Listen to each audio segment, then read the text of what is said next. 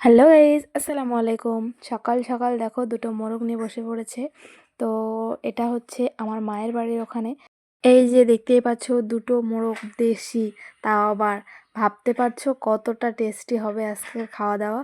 তো এই যে দেখো দুটো মোরগের মাংস, আর এখানে মশলা সব বেটে নেওয়া হবে। বুঝতেই পারছো গ্রাম বলে কথা, তো গ্রামে যেরকম শিলে মশলা বেটে একদম উনুনে রান্না করে খাওয়ার মজাটাই আলাদা।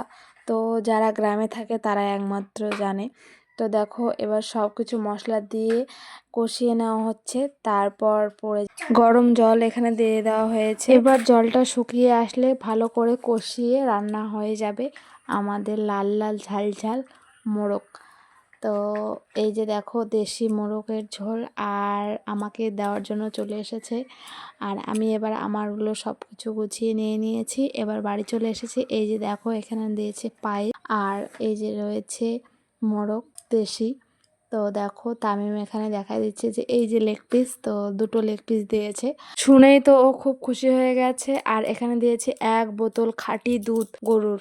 দেশি মোরগের রান্নাটা কেমন লাগলো অবশ্যই কিন্তু কমেন্ট করে যাবেন। ভিডিওটা ভালো লাগে থাকলে একটা ফলো আর একটা লাইক। ওকে, খোদা হাফেজ, সবাই ভালো থাকবেন।